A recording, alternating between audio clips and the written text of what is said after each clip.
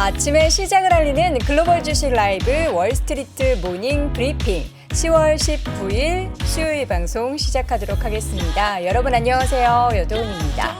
자, 시장이 미국 시장 강합니다. 어제도 밤사이에 보면은 장중에 좀 상승폭이 꺾이나 싶었는데 다시금 힘을 내면서 3대 지수가 모두 2거래일째 상승 흐름을 유지하면서 강세 흐름 나타냈습니다.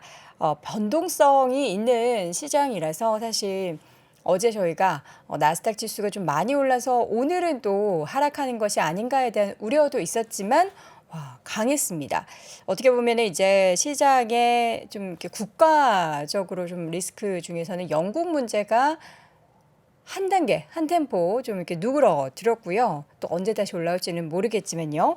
그리고 좀 생각해 보면은 악재로 여겨졌었던 시장에 전해진 뉴스들도 이제는 조금 뭔가 좀 나아지고 있지 않은가에 대한 기대감이 시장의 상승을 연일 이끄는 모습이었습니다. 자, 오늘 지금 보니까 뭐 선물도 장난 아니다. 근데 어떤 흐름에서 장난 아니다라고 얘기하는지 좋은 거겠죠? 좋은 흐름에서 장난 아니다라고 얘기하는 거겠죠? 그리고 뭐 넷플릭스 이야기도 많이들 해주시는데요. 실적에 대한 분위기도 좋습니다. 사실 워낙에 시장이 예상치를 하회하고 이러한 분위기에서 과연 그러니까 눈높이가 낮아진 상태에서 이 눈높이를 맞추는 것만으로 과연 의미가 있을까에 대한 생각을 하기도 했는데 시장은 달랐습니다. 예상치를 낮춰도 눈높이를 낮춰도 여기를 상회했다라는 소식이 전해지면은 시장에서는 굉장히 반기는 모습이었고요. 잠시 후에 얼마나 좋은 실적들이 발표가 됐는지 확인해 보도록 하겠습니다. 그리고 오늘 또 채권 시장의 분위기를 봐야 되는데요. 사실 10년물이 어제 또 장중에 4%를 넘었습니다. 물론 마감은 3.9에서 마감이 됐는데 거의 뭐 이제 4%라고 해도 될 만한 수준으로 그 부근에서 움직임이 보이고 있습니다. 채권 시장의 움직임을 통해서 지금 시장 상황 잠시 후 키움증권 안예하 선임연구원과 함께 이야기 나눠보도록 하겠고요. 오늘도 월가의 소식은 미국 주식에 미치다 이항영 전문위원과 함께 확인해 보시죠. 자, 여러분들 오늘 오늘 되게 춥죠. 예, 추운데 저는 약간 목이 사실 지금 별로 안 좋아요.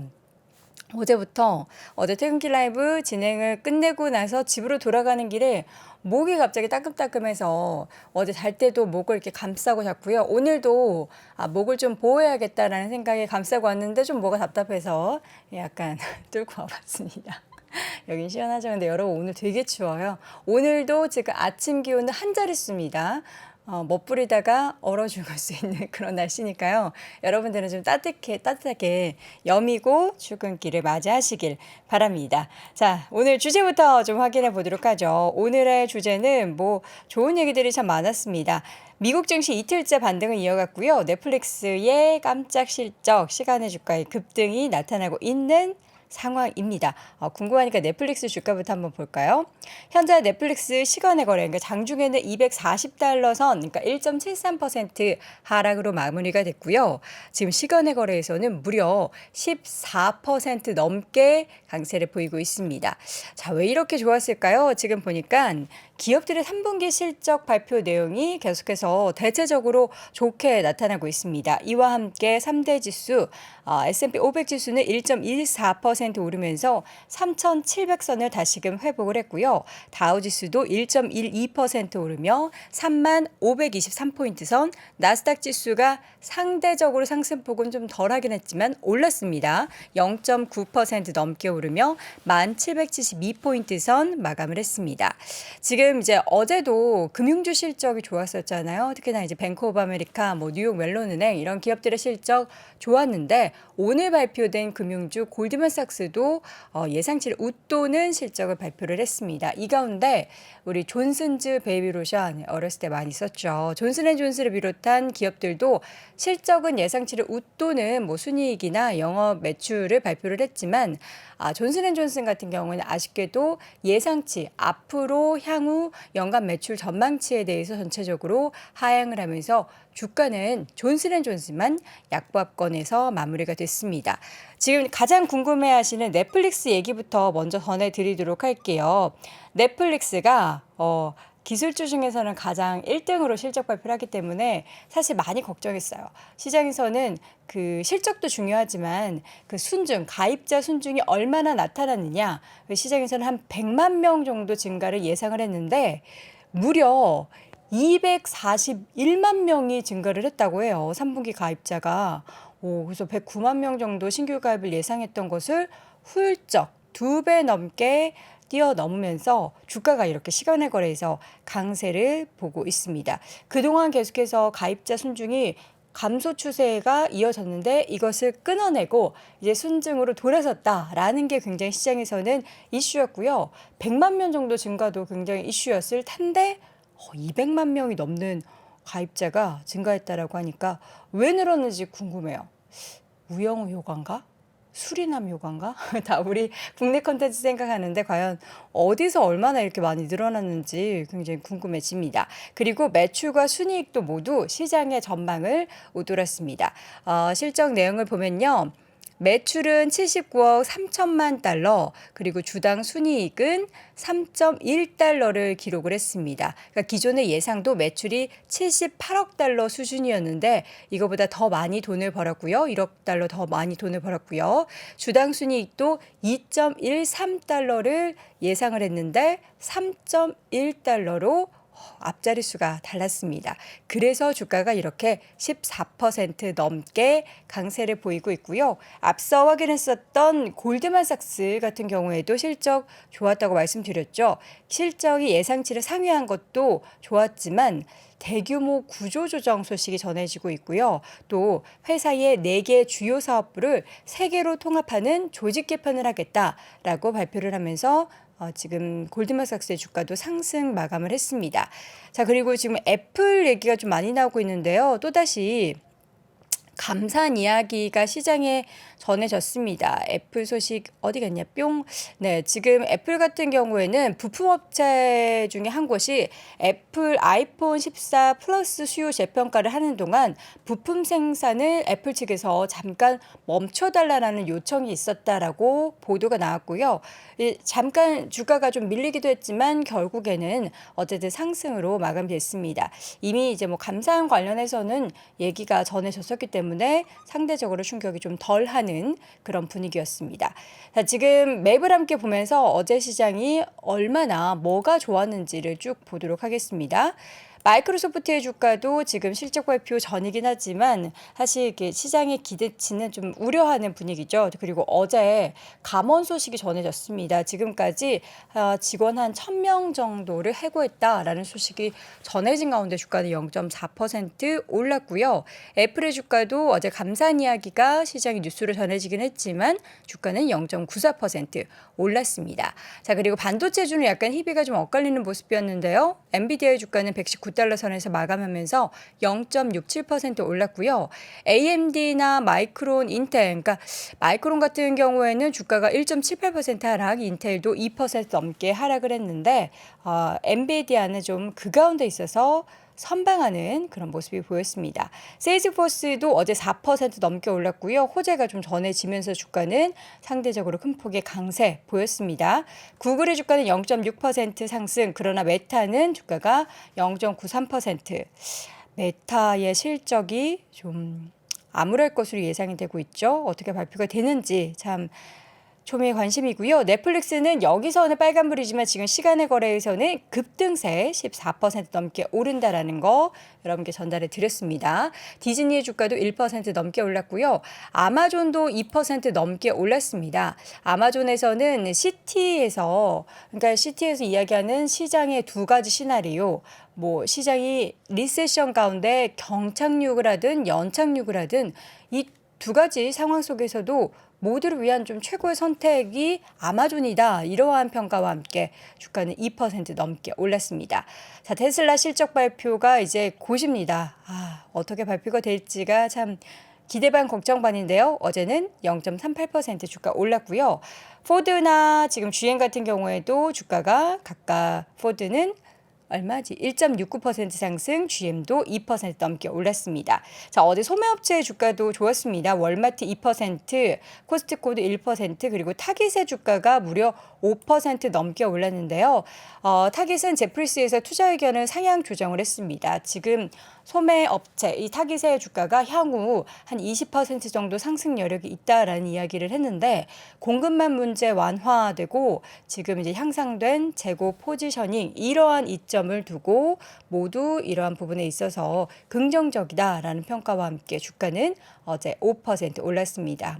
코카콜라, 펩시 등의 필수 소비자 관련된 종목들도 모두 오름세를 보였고요. 이 가운데 요새 금융주의 움직임이 굉장히 좋습니다. 어제 실적을 발표한 골드만삭스를 비롯한 JP모건 상승 흐름 계속 이어가면서 어제도 밤사이에도 2% 넘게 올랐고요. 뱅크 오브 아메리카 주가도 3.75% 상승 흐름 지속을 하고 있고 웰스파고 1.6%, 비자나 마스터카드, 아멕스의 주가도 모두 오름세인데 어제도 그랬지만 오늘 밤사이에도 아메리칸 익스프레스의 주가는 3%대 오르면서 상승 탄력이 더 좋았습니다. 자, 그리고 이제 버크셔 회사의 주가가 $280를 다시금 회복을 했습니다.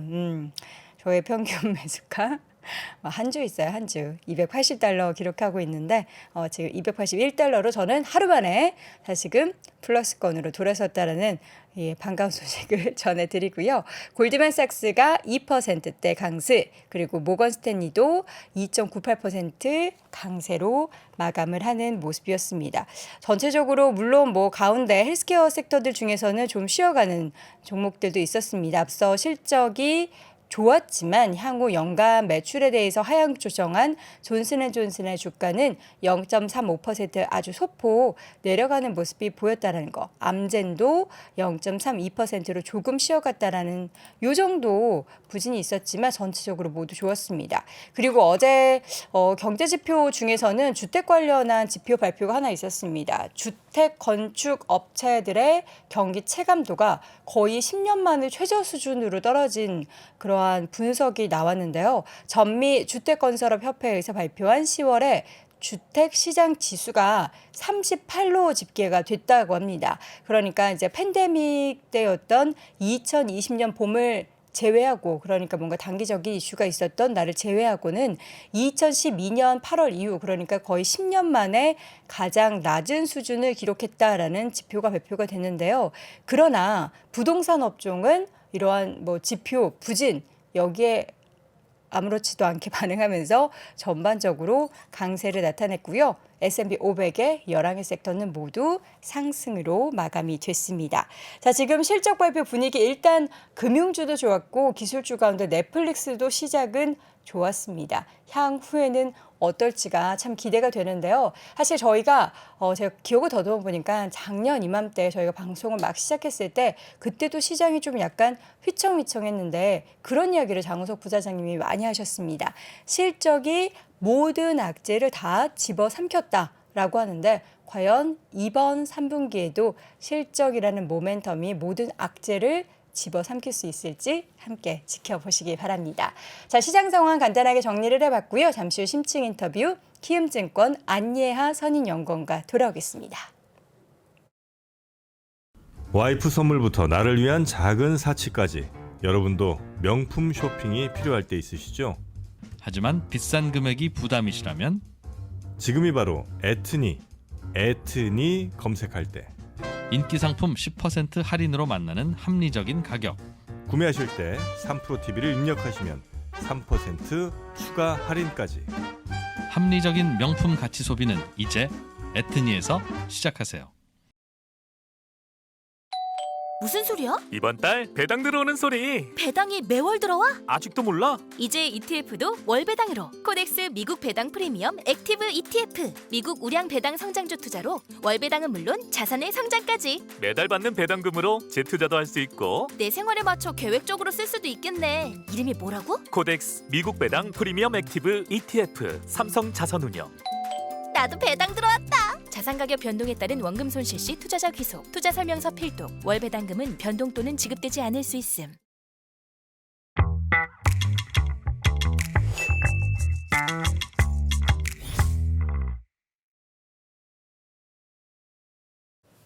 네, 월스트리트 모닝 브리핑 함께하고 있는 시각 현재 6시 46분을 향해 달려가고 있습니다. 아직 넷플릭스는 그 광고 요금제가 적용이 안 됐어요. 그게 11월에 출시 예정이라고 하고요. 그렇기 때문에 이번 실적은 반영이 안 된 겁니다. 그리고 이제 뭐가 있을까요? 뭐 하나 코멘트를 드리려고 했는데 제가 놓쳤네요. 어쨌든 댓글 보면서 중간중간 제가 피드백 드릴 거 있으면 바로 말씀드리도록 하겠습니다. 자, 키움증권 안희아 선임연구원 모셔보도록 할게요. 어서 오세요. 안녕하세요. 네, 네. 너무 춥죠? 네, 너무 좋습니다. 따뜻하게 겉옷 입고 오신 거죠? 네, 그거만 네, 입고 네. 오신 거 아니죠? 아니, 겉옷 있습니다. 네. 네. 파마도 하신 거 네, 같은데 맞습니다. 맞죠? 네, 그 사이에 많은 변화가 있었고요. 네. 시장도 뭔가 변화가 있는 것 같기는 한데 최근에 음. 뭐 단 이틀이긴 하지만 너무 미국 시장이 좋아서 그리고 네. 국내 시장도 나쁘지 않아서 네, 네. 이거 뭐지? 싶기도 한데 맞아요. 여전히 변동성은 끝나지 않은 거겠죠? 그런 것 같습니다. 사실 변동성이 끝나려면 조금 더 봐야 되는 것 그쵸. 같고요. 뭐 물가라든지 이런 부분들이 조금 더 확인돼야 되는 것 같고 네. 최근 뭐 실적이 더 중요한 작용을 하고 있는 것 같은데 다시 이제 11월 초 이제 FMC를 앞두고는 다시 이제 좀 시선을 돌리지 않을까 하는 생각입니다. 네, 알겠습니다. 자, 그러면 이제 쭉 이야기를 나눠보겠습니다. 앞으로 예정되어 있는 FMC의 기조에 대한 이야기 먼저 꺼내볼 텐데요. 지금 보면은 거의 10년물 미국 국제금리 수익률은 이제 거의 4%인 것 같아요. 네, 왔다 이제, 갔다 네. 근처에 등락을 하고 있죠. 지금 어떻게 좀 시장의 예상치가 형성이 되고 있을까요? 지금 이제 4%대로 올라온 거는 사실 이제 11월과 12월에 두 번 다 75bp를 할 수 있지 않겠냐라는 그런 기대가 형성이 되면서 조금 시장 금리가 올라오고 있는 그런 상황인데요. 보여드리는 화면 보시면 이제 CME 페드워치에서 이제 나오는 이제 연방 기금금리 선물 시장을 통해서 보고 있는 이제 시장 금리 전망인데요. 12월이에요. 11월은 지금 75bp로 다 기정사실화 되어 있고, 그래서 지금 3.25에서 11월에 75bp 올리게 되면 4%가 되게 되고요. 그 이후에 어느 정도이겠느냐라는 것들이 이제 12월부터 반영이 되고 있는데 12월에 있어서 지금 연한 파란색 선을 보시면 4.75, 그러니까 12월에도 75bp를 인상할 거다라는 확률들이 한 70%대까지 반영을 하고 있는 것을 확인을 하실 수 있고요. 사실 사실 이렇게 올라온 데에는 CPI가 최근에 발표가 되면서 이게 75bp로 크게 올라갔던 건데 그 이전까지는 사실은 12월에는 50bp로 그 금리 인상 속도를 줄이지 않겠느냐라는 인식들이 많이 강화가 되었었습니다. 그래서 사실 보시면 분홍색 선이 이제 12월에 있어서 50bp 인상 가능성인데 CPI 발표 이전 수준만 하더라도 한 60, 70% 수준을 반영을 하고 있었지만 CPI 발표 이후 10월 이제 중순에 발표가 된 이후부터 이렇게 보시면 급격하게 이제 시장의 전망이 많이 갈리고 있는 것을 확인을 하실 수 있습니다. 이제 완전히 바뀌고 있는 그런 상황인데요. 아무래도 이렇게 된 거는 물가가 생각보다 빠르게 꺾이지 않는다라는 점, 그런 것들인데 보시면은 이제 화면 하나 더 보시면은 이제 진한 파란색 선이 이제 CPI고요. 파란색 선이 서비스, 분홍색 선이 상품 물가입니다. 근데 보시면 이제 최근 사실 20년부터 해서 물가의 상승을 견인했던 거는 상품인데 네. 지금 물가의 하락 속도를 더디게 만들고 있는 거는 서비스입니다. 서비스에는 뭐가 포함되죠? 서비스에는 주거비, 뭐 인건비 이런 부분들이 네. 포함이 되겠죠.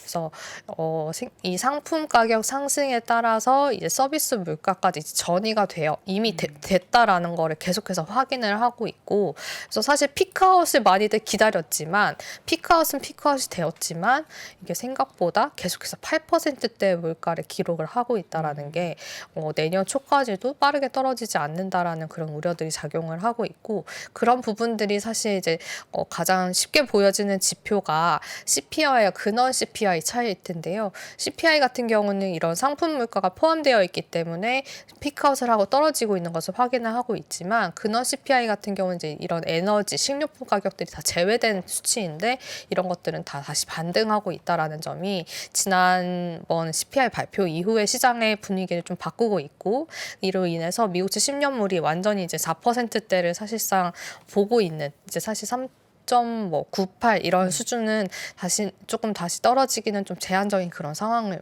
나타내고 있다고 보시면 될 것 같습니다. 그러면 그 시장 금리 같은 경우에는 지금 고점이라고 여겨도 되나요? 사실 제가 좀 계속해서 고점이지 않을까라는 많은 기대들이 있었지만 아직까지 고점을 확인하기는 어려운 것 같고요. 제가 그렇게 보는 이유를 이제 몇 가지 차트를 보여드리려고 합니다. 그래서 하나 보시면 네. 지금 보여드리는 차트는 88년 이후의 금리 인상기에서의 속도를 좀 비교를 해본 건데요. 와. 금리 인상 시작 시점은 이제 0개월이라고 보고, 그 이후부터의 궤적을 이제 연도별로 그려보면은 가장 최근에 금리 인상 시기였던 2015년, 18년 같은 경우는 굉장히 완만한 속도로 진행이 되었었고, 저게 이제 개월 수죠. 네네, 35개월 수입니다. 이상. 네, 35개월 동안 거의 이상 동안 한 2%포인트가량 금리 인상을 하면서 굉장히 점진적이었던 네. 반면에 지금 2022년 같은 경우는 사실 88년 이후 가장 가파른 속도를 그러네요. 보여주고 있다라고 보시면 됩니다. 제가 표시한 이 음영 부분은 아직까지 인상이 되지 않은 부분이고요. 지금 그냥 단순하게 11월 75, 12월 50 이렇게 반영하고 그린 궤적인데, 그럼에도 불구하고 굉장히 가파르다라는 점. 이제 사실 이번 11월 75를 하게 되면은 94년보다도 더 높은 이제 금리 인상 폭을 보여준다라는 것을 보여주고 있고요.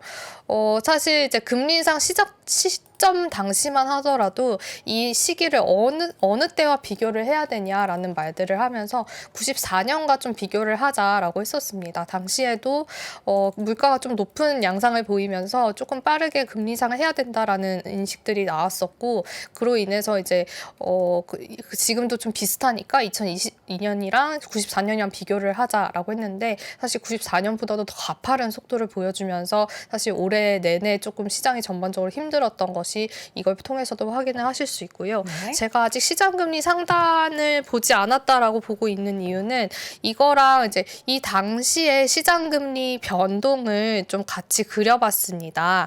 보시면 사실 이 똑같은 시계열에서 시장 10년물의 금리 변화는 어땠는가를 비교를 해본 건데요. 아까 이제 15년, 18년 같은 굉장히 완만한 속도로 금리 인상이 진행됐다라고 했잖아요. 그래서 사실 보시면 시장 금리는 오히려 이때 당시에는 금리 인상을 시작하고 나서는 시장 금리는 오히려 좀 하락했다가요, 다시 좀 후반기 들어서 상승하는 그런 흐름을 보였었고, 그러면은 제가 94년과 좀 비교를 해야 되냐라고 했을 때 94년과 좀 비교를 해보면 제가 지금 여러 가지 선들이 있어서 조금 복잡하지만 딱 두 개만 비교를 네. 해서 보여드리려고 합니다. 딱 두 개만 해서 보여드리면 이게 0개월 여기 이제 시작 시점이고요. 네. 이때부터 해서 지금 이제 이게 월 평균인데 9월의 월 평균 금리 수준까지 반영된 거고, 아직 10월은 반영되지 않은 숫자인데요.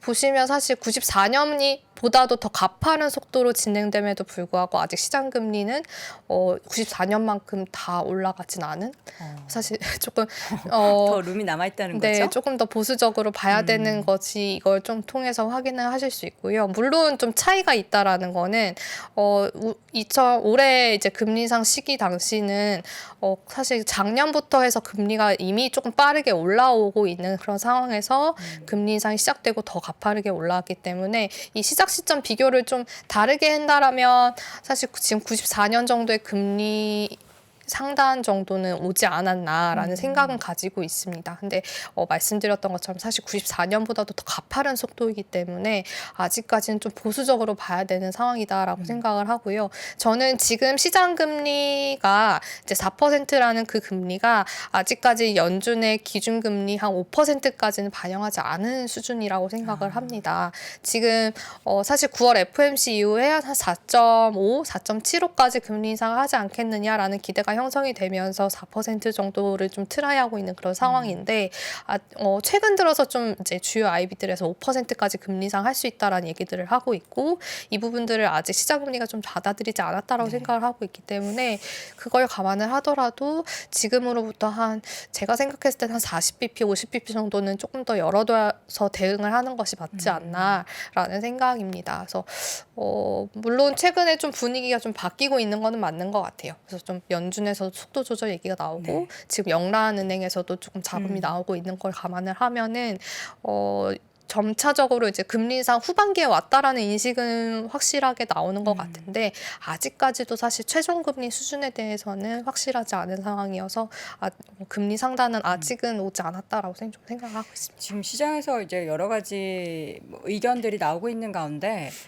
물가는 금리 인상으로 잡을 수 없다라는 이야기도 나오잖아요. 네네. 연준도 어느 정도 그거를 지금 뭐 근원 CPI 보면서 느낄 텐데 그렇게 된다고 해도 연준이 금리 인상을 멈추는 것까지는 가능한데 그걸 인하 기조로 바꾸는 데는 굉장한 뭔가 큰 변화나 네. 시장의 신뢰를 좀 깨게 만드는 또 그러한 요인도 있을 것 같아서. 네, 맞아요. 그래서 사실 연준 위원들의 발언을 보면은 이제 속도 조절은 필요하다라는 네. 얘기들은 나오고 있지만 이제 그 높은 금리 수준을 좀 유지할 필요는 있다라는 거는 다 대부분 동의를 하고 있는 상황인 것 같아요. 그래서 물가가 조금 더 빠르게 빠지기 전까지는 5%에서 멈출 수는 있는데 그 이후에 말씀하셨던 것처럼 사실 인하로 선회하기까지는 물가가 좀 더 빠르게 잡힌다라든지 아니면은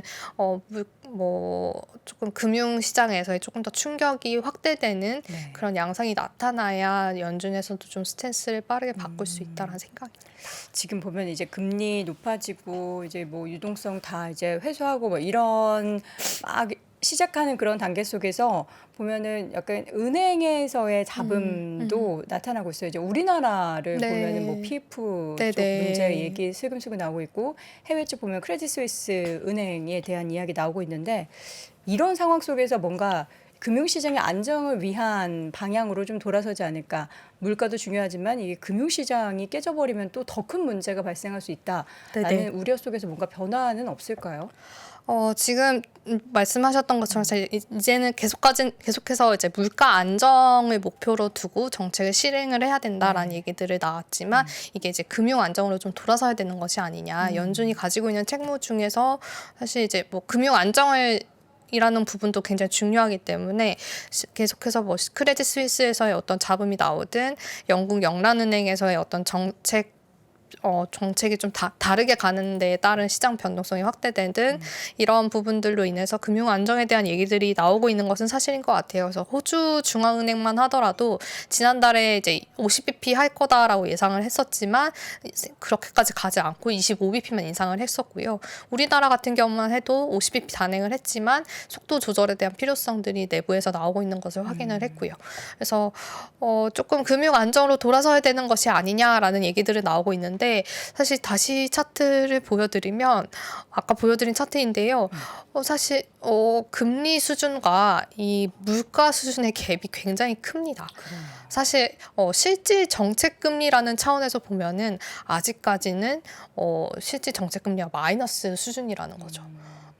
그래서 과거에 보시면 사실 물가 수준이 굉장히 낮기도 했지만 대부분 정책금리 수준이 물가 수준을 상회하는 수준에서 좀 형성이 됐었고 그래서 아직까지는 마이너스 정책금리라는 점은 아직까지는 그렇게 완화적이다라고 표현할 수는 없겠지만 이 실질 정책금리만 봐서는 아직까지 완화적인 정책 수준이기 때문에 이 물가가 조금 더 레벨 다운을 하기 아직까지는 연준은 조금 더 금리를 올릴 수밖에 없다라고 생각을 하고요.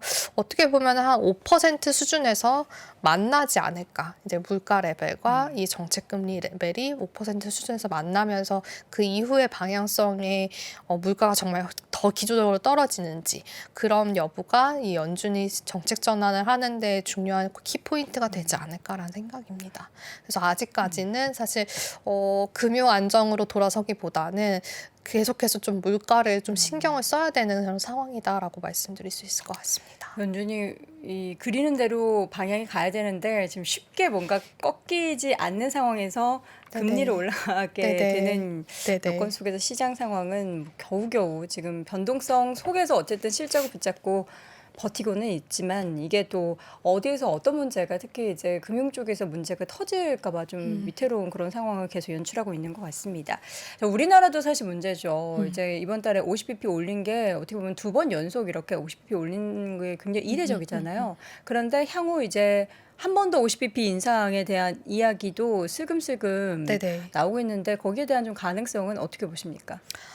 사실 이제 7월에 50bp를 했었고요. 그다음에 8월에는 다시 25bp로 네. 줄였다가 이제 10월에 다시 다시, 50bp를 한 건데 7월에 50bp만 할 때만 하더라도 이번이 사실상 마지막 빅스텝이야라는 그런 시그널을 줬었는데 그러면서 실제적으로 8월에 25bp를 인상을 했다가 그 이후에 사실 달러가 굉장히 강세를 보이고 달러 환율이 1,400원 선까지 올라서면서 한은이나 이런 금융당국에서도 이 환율 변동성에 따른 좀 이 유의를 좀 해야 된다라고 하면서 다시금 이제 빅스텝을 단행한 상황이고요.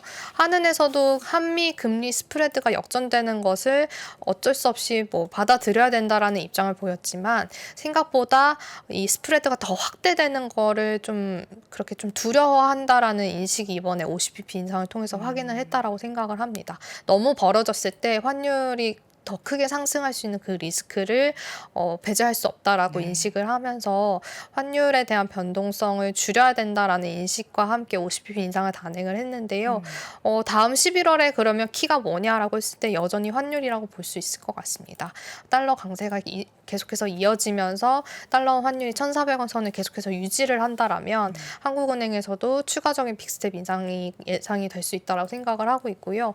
근데 지난 금통위 코멘트를 잠시 드리자면 사실 금통위에서도 조금 이제 내부적으로 의견이 갈리고 있는 것은 확인을 했습니다. 2명의 소수 의견이 나왔고 그러면서 내부에서도 이제 금리 인상을 좀 속도를 조절을 해야 되고 한 3.5% 수준이 이제 최종금리 수준이 아니냐라는 얘기도 또 했는데 또 총재가 뭐라고 했냐면 사실 11월 FOMC에서의 결과를 좀 봐야 된다라고 또 얘기를 했습니다. 그 말은 12월 FOMC는 사실 지금으로서는 75bp 인상은 확실시 되고 있는 건데 그 이후에 연준이 12월에 속도 조절을 하는지 아니면 여전히 계속해서 75bp를 가져가는지 그 여부가 한은의 결정에도 좀 영향을 미칠 수 있다라고 얘기를 했기 때문에 지금 사실 시장 분위기상 CPI 발표 이후에 12월까지 75bp 인상이 좀 이제 받아들여지고 있는 그런 상황이다라면 사실 한은에서도 추가적으로 11월까지 빅스텝 인상 가능성은 있다라고 좀 생각을 하고 있습니다. 그렇게 되면 사실 우리나라 기준금리가 3.5가 되게 되고요.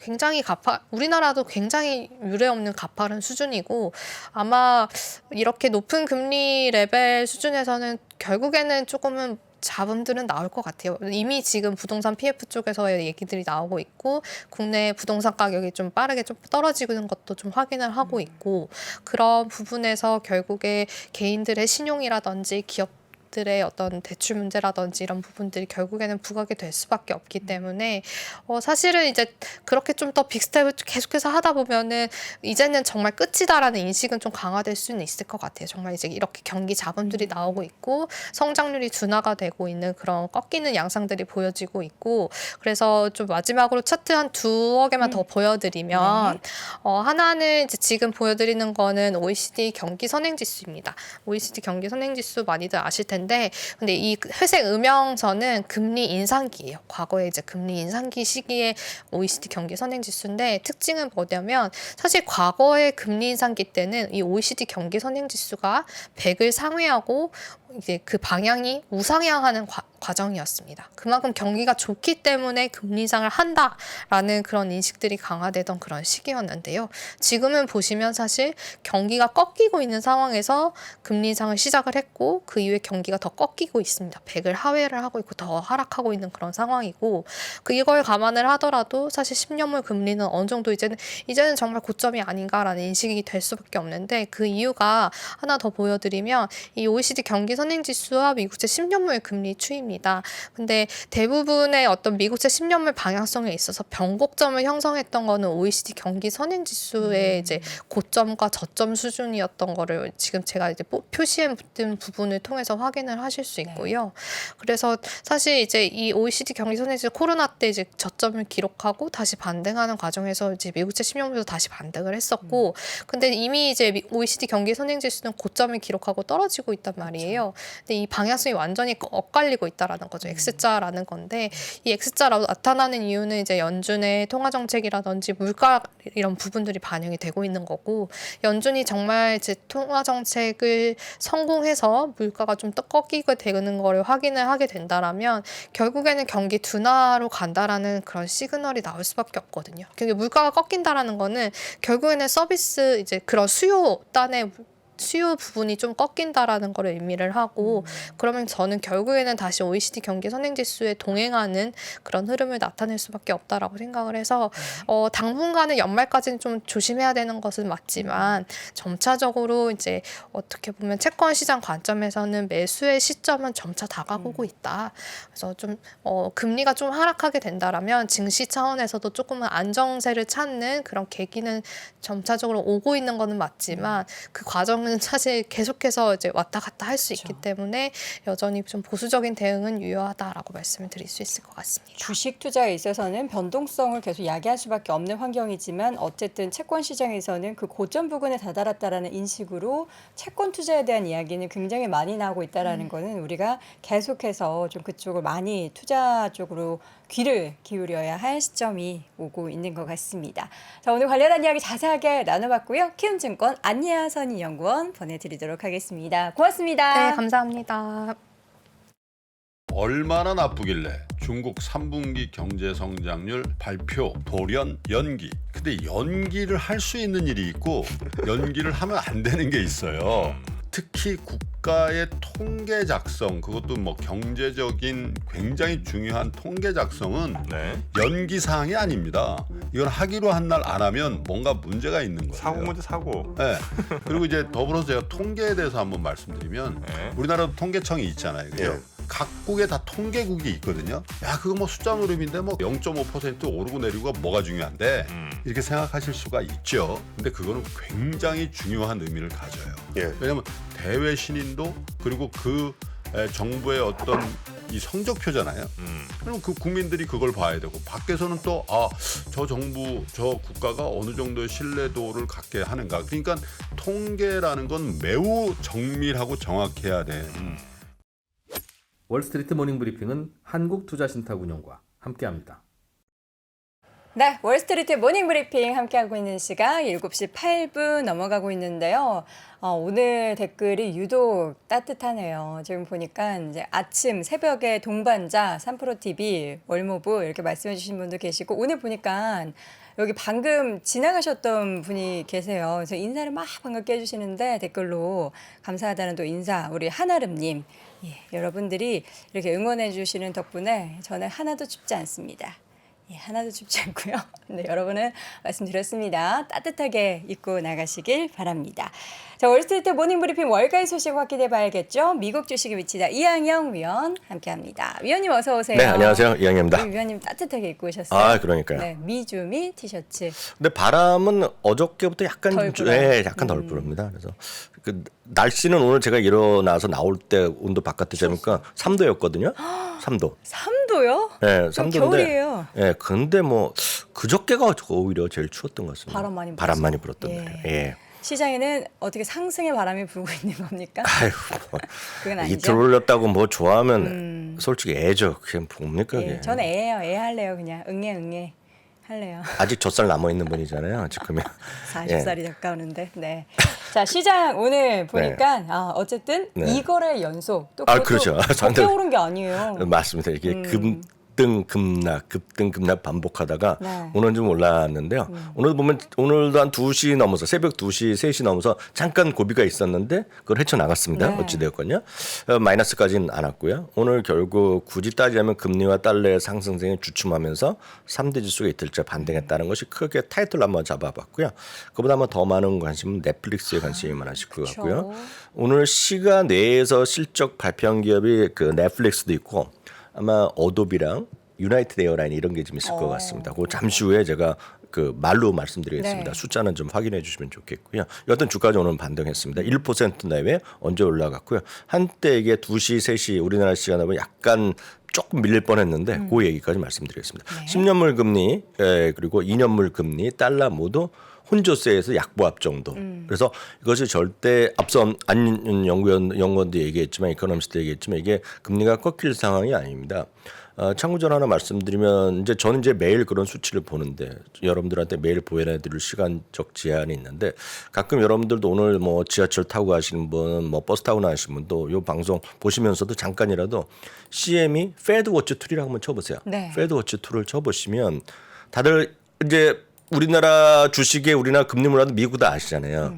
요번에요. 11월에 지금 75bp, 12월에 50bp는 다 굳어져 있잖아요. 다들 그렇게 믿고 계시고 막 여대원 앵커도 그렇게 생각하실 텐데 그게 지난 주말 이번 주초로 바뀌었습니다.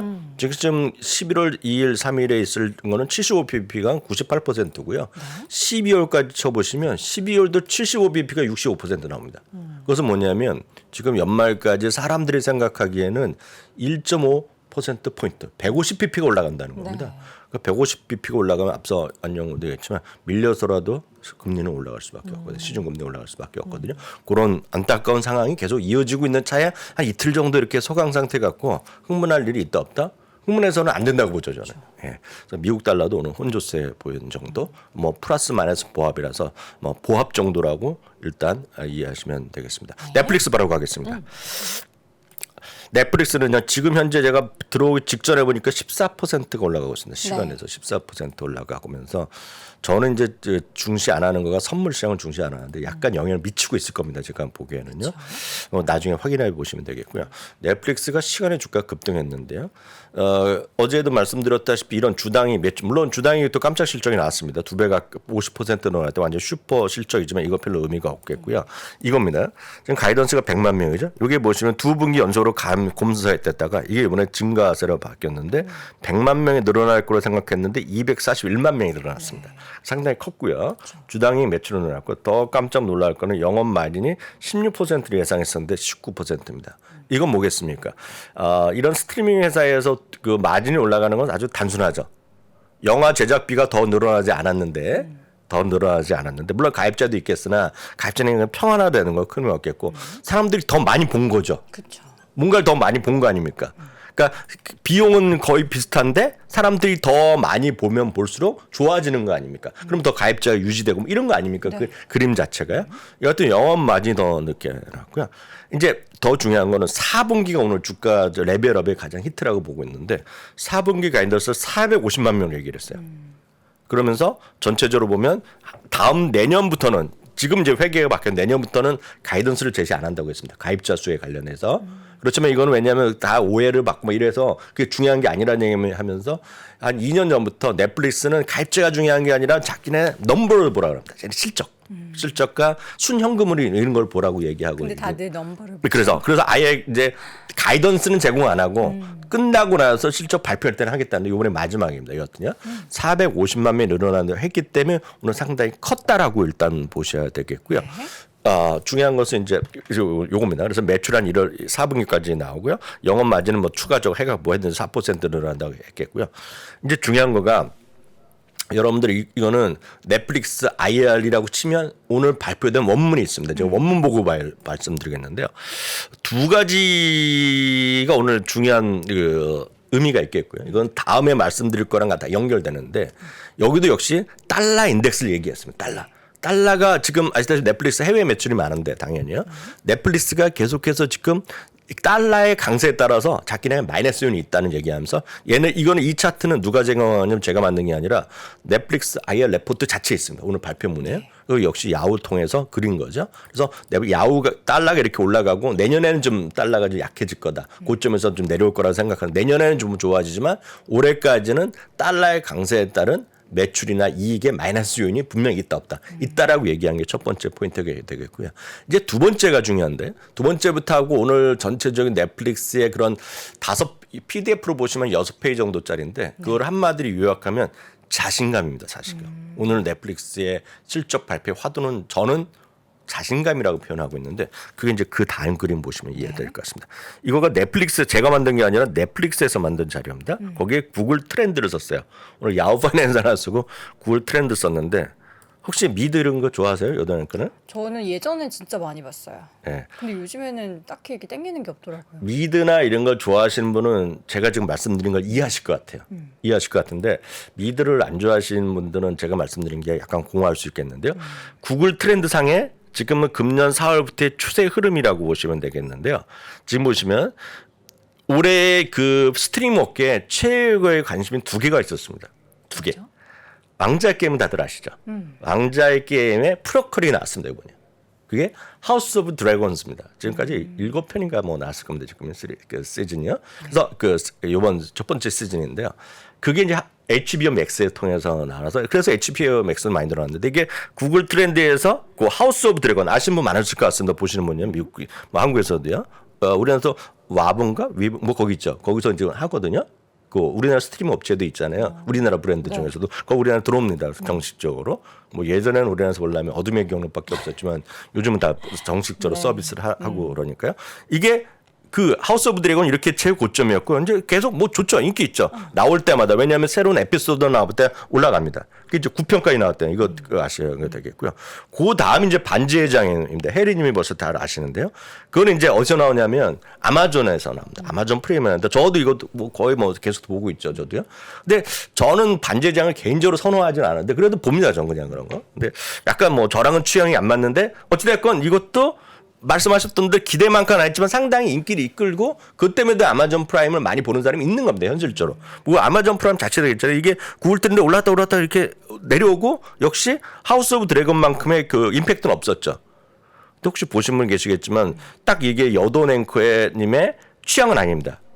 이게 워낙 제목은 몬스터라는 제목이 붙어 있고요. 그 안에 보면 제프리 다머라는 사람이 있습니다. 제프리 다머 누군지 모르시잖아요. 저도 몰랐는데 전 다 봤거든요.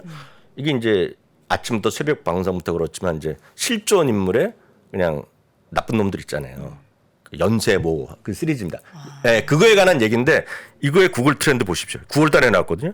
이 트렌드 보십시오. 이게. 왜 저렇게 많이 본 거죠? 그걸 저한테 물어보시면 안 되고 사람들 전 다 봤는데 저는 그냥 이틀 만에 다 봤어요. 그래요. 근데 저는 이런 걸 좋아하니까 보지만 이게 보면서 넷플릭스에서 얘기가 전체적인 거 이거 얘기하고 기묘한 이야기들 많이 아실 것 같습니다. 기묘한 얘기들 나오면 첫날부터 다 보고 저도 하루 만에 다 봤거든요. 기묘한 얘기들도 이번에 시즌 4 마지막이 나왔었는데 그것도 엄청났고 그래서 서너 가지를 얘기하면서 자기네가 콘텐츠에서 세상을 압도하겠다면 아주 자신감을 보인 겁니다.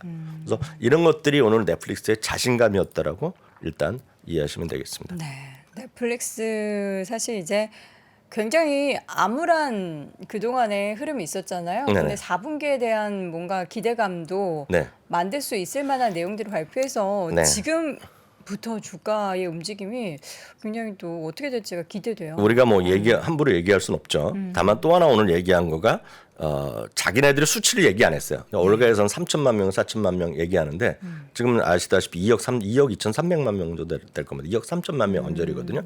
전 세계에서 월가의 내용은 내년까지 해서 한 3천만 명 정도가 또 이번에 광고 기반 서비스인데고 이번에 11월 2일부터 12개 국가, 미국 비롯해서 12개 국가에서 하는데 자기네 표현으로 보면 숫자는 얘기 안 했지만 자신감 여기도 긍정적이다, 매우 긍정적이다 이런 표현을 썼어요 영어로. 그러니까 그 정도까지면 되겠고요. 많은 분들이 이제 이번에 실적이 순증이 감소하고 실적이 떨어졌던 걸 가장 큰 하나가 우리나라에서도 우리나라는 일부 사이트가 있잖아요, 그걸 공유하는 거. 그 암호 아이디 공유하는 거에서 뭐 나눠 갖자 이렇게 하는 거를 해주는 서비스가 있는데 뭐 불법 여부를 떠나서 그런 걸 하고 있는 서비스가 있는데 지금 미국이나 일부 지역에서 그걸 시행을 하고 있거든요. 테스트를 하고 있는데 내년 초부터 전 세계 공통으로 적용한다고 오늘 확인해 줬어요.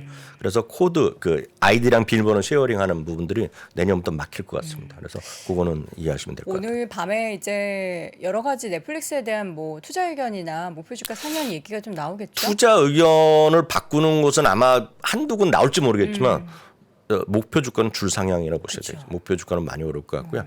이 주식이 다른 큰 거 중에서는 여러분들 어떤 형태로 검색하건 간에 상반기에 많이 떨어졌고 3분기에 반등을 좀 하고 있는 것들 뭐 대표적으로 뽑힐 수 있다고 보고 있고 저도 검색해보면 그렇게 걸립니다. 어떤 형태로 검색하시면 오늘 이제 여기까지 말씀드렸고 아까 달러 얘기 좀 말씀드렸는데요. 관련해서 제가 따로 화면은 준비 안 했지만 오늘 시간에서 실적 발표한 게 또 2개가 더 있습니다. 하나가 유나이티드 에어라인 그리고 어도비인데요. 어도비는 이번에도 눈높이를 못 맞췄어요. 근데 시간에서 주가 좀 오를 겁니다. 네, 이게 어도비 내용을 보니까 지금 내년도에 대해서 재무목표 발표했다는데 이게 좀 좋은가 봐요? 예, 가이던스는 그냥 유지했는데 오늘 핵심은 아까 보여드렸던 달러 얘기합니다. 그래서 달러의 고점이 내년에 줄어들 거다. 달러 인덱스, 달러가 약해질 거라 얘기하면서 그 멘트 때문에는 좀 어도비가 좀 올라가는 거라고 보고 한 2-3% 올라가지 않습니까? 네, 5.3% 올라가고 지난주부터 해서 항공주가 좋게 나오고 있고 이미 그 예비 가입 실적을 발표한 것도 있었는데 오늘 유나이티드 에어라인이 나름 또 긍정적 실적 발표하고 가이던스 유지하면서 내년도에 대한 기대감, 여행 내 수요가 늘어나고 있다는 건데 그거는 시간이 되면 잠시 후에 또 말씀드리겠습니다. 그래서 2개가 있었다라고 보셔야 되겠고요. 은행주 말씀드리겠습니다. 은행주는 오늘 골드만삭스까지 해서 대형 은행들이 보통 미국에서 6개, 7개를 얘기하거든요. 근데 지난주부터 해서 이번 주 오늘까지 해서 흔히 얘기해서 IB들 큰 은행들은 발표가 끝났다고 보셔야 되겠고요. 골드만삭스도 예상보다 넘는 7.69에서 8.25가 나기 때문에 예상을 뛰어넘는 매출도 좀 늘어났고요. 똑같은 흐름입니다. 마진은 괜찮았는데 이자 수익은 만족이 괜찮았는데 채권이나 주식 수익은 떨어져서 이익 자체는 감소됐지만 예상보다 좋았고 예상을 못 맞춘 유일한 곳은 그런 대형은행 중에서 모건 스탠리였다라고 보셔야 되겠습니다. 다음은 이제 긍정적으로 보는 사람들의 눈을 보면 저는 이런 거를 선호하지 않아 좋아하시는 분이 계시기 때문에 보여드리면 이거는 은행 업종의 왼쪽은 2020년 이후에 S&P 500 대비 상대 강도입니다. 상대 강도 이제 뭐 상대 강도 자체를 차트로 저항을나 레벨을 걷는 게 의미가 있다 없다는 거는 저는 뭐 완벽하게 동의는 못하지만 이런 그림을 얘기하고 있다는 의견이 있으니까 때문에 공유하는데요. 이게 보면 상대 강도를 고점으로 그어갖고 이게 돌파하는 거를 이제 브레이크아웃이라고 표현합니다. 돌파하는 거 기세인데요. 이게 1998년 때랑 똑같다는 겁니다 지금요. 그러니까 98년도 상당히 어려웠던 전 세계 금융공황 시기잖아요. 닷컴 버블이 엮여 있고 막 그랬던 시기고 아시아 쪽에 어려운 금융위기였던 건데 그래서 계속 말씀드리지만 은행 업종에 대한 관심 좀 있다 지금. 그 정도까지는 받아들이시면 될 것 같아요. 뭐 사고 안 사고는 각자 하셔야 되겠지만 은행 업종에 대해서 지금 관심이 조금 늘어나고 있다라고 보셔야 되겠고요. 그것을 어떤 거로 보셔야 되냐면 은행 이자 마진 계속 늘어나는 거 우리 다들 인정할 수밖에 없단 말이죠. 근데도 불구하고 주가가 떨어진 건 리세션 우려. 그리고 상당히 주가 채권의 악화 때문에 그런데요. 언젠가 시점에서 리세션 우려가 줄어들기 시작하고 채권이나 주식값이 조금 올라가면 상당히 회복할 수 있는 찬스는 있거든요. 그런데다가 이틀 연속 보여드렸지만 시티그룹이 5%에 약간 못 미치는 배당을 준다. 여기에 이제 그런 거를 선호하는 미국은 워낙 배당 투자가 일상화되어 있기 때문에 배당 투자를 노리는 뭐 60대 있다고 생각해 보죠. 은퇴를 하고 있는 분들의 입장에서는 시티그룹 망할 것 같다, 망하지 않을 것 같다만 생각하면 한번 해볼 만하죠. 그런 것들이 수요를 좀 자극시키고 있다라는 정도까지는 맞을 것 같고요. 로키드 마틴은 오늘 주가 많이 회복했는데요.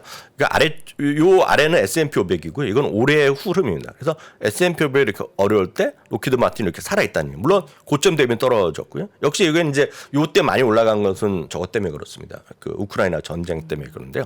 우크라이나 전쟁 때문에 살아있죠. 분명히 살아있죠. 그럼 사람들이 많이 물건을 주문했을 거 아닙니까? 비행기가 뭐 미사일이고 주문했으면 당연히 선불금들이라도 들어올 거 아닙니까? 어찌 되었거든요. 그래서 순현금률이 엄청 압도적으로 늘어났습니다. 이렇게 늘어나기 쉽지 않은데 순현금이 늘어났고 이러다 보니 자사주 매입을 또 140억 달러를 늘리는 걸 발표하면서 로키드 마틴이 좀 오른 것 정도 의미가 있겠고요. 오늘 이것 때문에 애플이 한때 마이너스에 들어갔었는데 네. 따지고 보면 이거는 블룸버그 형님이 얘기했던 거거든요. 알던 내용이죠. 네. 근데 쉽게 보시면 이제 전문 업체가 하나 있어 갖고요. 아이폰 14 플러스의 그 프로덕션을 약간 생산을 뭐 줄인다. 그 일부 두 군데 내부자한테 확인했다는 겁니다. 근데 이게 새로운 얘기는 아니거든요. 여튼 이것 때문에 애플이 마이너스 났었고요. 장중에 이게 딱 이겁니다. 애플이 오늘 이거 5분짜리인데요. 애플이 이렇게 떨어졌었고요. 이때가 다우지수나 나스닥이 약간 흔들거렸을 때. 그래서 결국 플러스 보합까지 마감됐고요. 테슬라 이제 내일 실적 발표인데요. 근데 한숨을 쉬실 필요가 없어요. 왜냐하면 아니, 기대 반 설렘 반 아니, 기대하실 것도 기대 반 없고 우려 반? 우려할 것도 없어요. 왜냐하면 왜요? 자동차는 다 발표되거든요. 한 달에 매출, 한 번씩. 생산이나 판매, 모델별 판매가 거의 대부분 국가에서 다 발표되거든요. 우리나라에도 발표되고 중국, 미국 다 발표되기 때문에 큰 차이가 없을 겁니다. 그래서 애플은 그보다는 흔히 얘기해서 생산 변수 3개월에 한 번씩 발표하는 거. 그 테슬라는요. 그 정도 보셔야 되겠고요. 요거가 더 중요할 것 같습니다. 뱅크 오브 아메리카에서 소비 상황을 발표했습니다. 어저께요. 실적 발표하면서 이게 더 중요할 텐데요. 연초 대비 누적으로 보면은요. 지금까지 이게 보시면 볼륨 달러 볼륨으로 보면 12%가 늘어난 거예요. 소비가요. 달러 볼륨입니다. 달러 볼륨이라는 건 인플레이션 효과가 포함되어 있다고 보셔야 되겠는데요. 그러면 이제 3분기만 보겠습니다. 3분기요. 전체 금액 기준으로 보면 10%가 늘어났고요. 건수 기준으로 6%가 늘어났다는 겁니다. 그래서 제이미 다이먼 회장 어저께 뱅크 오브 아메리카 똑같이 얘기하는 거가 소비가 여전히 잘 되고 있다는 겁니다. 좋은 면도 있겠지만 나쁜 면은 인플레이션이 꺾이지 않는다는 거죠. 지금 계속 소비가 6%가 트랜잭션 건수가 늘어났다는 거잖아요. 건수 자체가. 그래서 소비가 활발하다는 거 되겠고요. 요거까지 오늘 마지막으로 말씀드리고 나머지 내일 말씀드리겠는데 아까 여행주가 올랐잖아요. 항공주 올라갔잖아요. 섹터별로 보겠습니다. 빨간색은 볼륨입니다. 금액. 요거는 트랜잭션입니다. 같은 기간이죠. 3분기에 여행 및 엔터 수요가 12%가 건수가 늘어났습니다. 여전히. 가스도 4%. 이거는 금액이니까 차이 많이 나죠. 이해하시죠? 이건 건수입니다. 4%. 먹거리 6%, 리테일 2%, 서비스 4%. 리테일 이거 재미없는 거고. 리테일. 그 백화점 이런 거 재미없다는 겁니다. 쉽게 얘기해서. 푸드 뭐 이런 거 크게 뭐 그냥 일정 수준 늘어나는데 여전히 여기죠. 여기. 이게 오늘 보시면 항공주가 이번 실적 시즌이 좋고 이번에 실적 시즌도 좋다고 얘기하는 거 바로 이런 요인에 있다. 그렇지만 전반적으로 보면 이렇게 늘어나고 있는 것 자체는 특히 이렇게 늘어나고 있는 자체는 인플레이션을 꺾이지 않고 있다. 이걸 보여주는 방증이다라고 이해하시면 되겠습니다. 오늘 여기까지 하겠습니다. 네, 알겠습니다. 자, 이렇게 해서 오늘 여행 관련한 이야기, 소비 관련한 지금의 추세까지 확인해봤고요. 월가의 소식, 미국 주식에 미치다 이항영 전문위원 함께했습니다. 고맙습니다. 네, 감사합니다. 항공주 이야기 보니까 약간 우리나라와 좀 다른 것 같습니다. 어제도 대한항공 좀 많이 올랐을 때 시장의 의견이 좀 엇갈렸거든요. 물론 여행 수요, 여객 수요의 회복에 대한 기대감도 있지만 반면에 그 수요 회복이 굉장히 더뎌지고 있고 경기 침체에 따라서 수요 회복이 더 꺾일 수도 있다라는 내용도 나오면서 대한항공에 대한 목표 주가 하향도 얘기가 나왔습니다. 과연 오늘 미국 시장에서의 항공주의 강세가 또 우리 시장에는 어떠한 시사점을 주게 될지 한국 시장은 오늘 아침 라이브와 함께 확인해 보시고요. 저는 내일 오전 장석 부사장과 함께 다시 돌아오도록 하겠습니다. 여러분 고맙습니다.